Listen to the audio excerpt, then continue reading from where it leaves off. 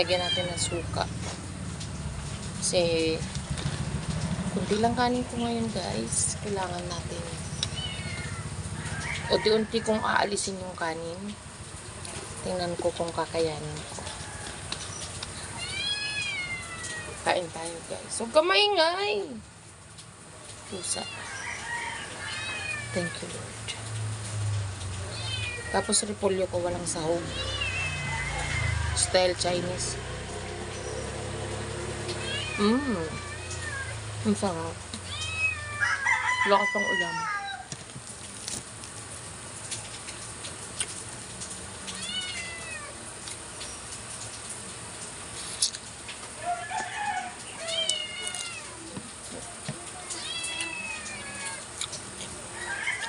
Gusto lumabas ng pusa guys. Maulan.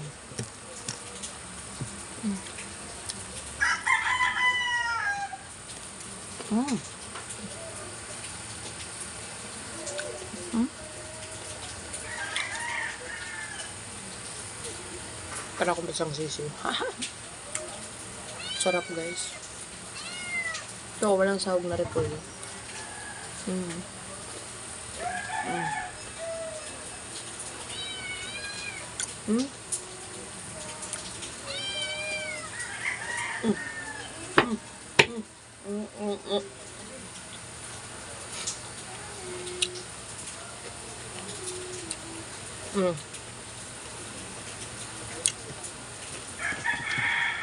Madam Noche Buena 500. Ito nga isang tilapia eh. Magkano na?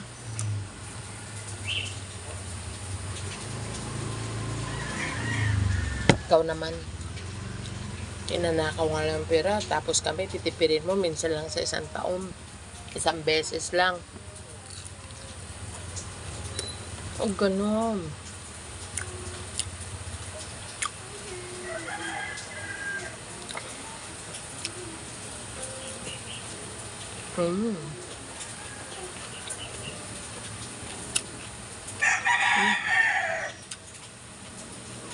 Ang repolyo kasi, di ba?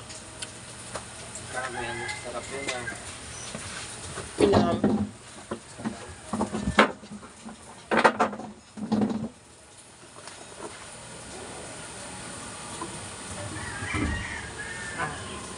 Ito oh.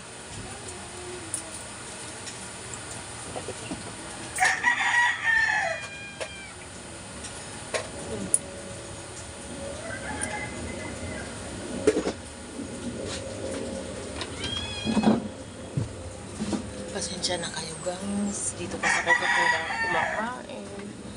Kaya alam nyo na, tayo, kung nabili. Naiyak pa yung pusa. Itong kanin ko guys, half price. Tapos,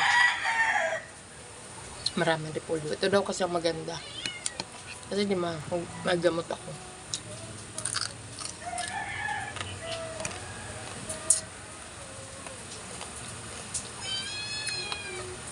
Ang damihan ng ulam.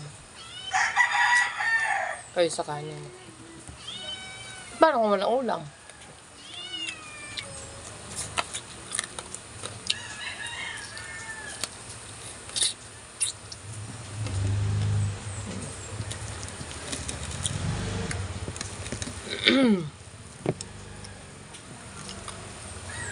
Thanks God at maganda ang tulong na ibibigay ng taga Hong Kong sa mga OFW na nadamay doon sa sunog sa Taipo, Hong Kong. Alam ko yung lugar na yun, pero di pa ako nakapunta doon. Pero dati may friend ako nakatira doon.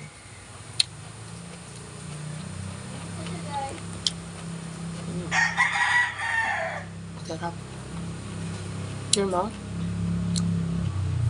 Hindi man natin ginusto yun. Aksidente yun.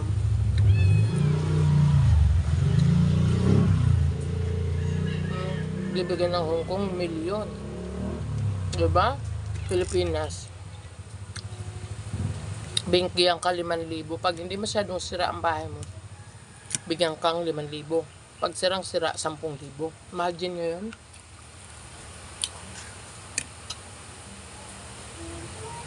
Kaya minsan, naisip kong bumalik eh.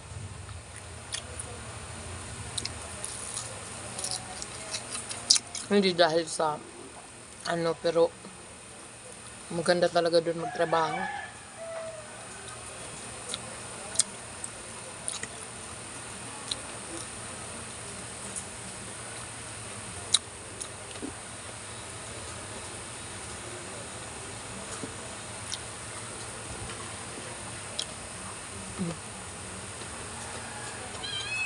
Diba? Tsaka God bless dun sa ibang Pilipina na niyakap niya yung alaga niya.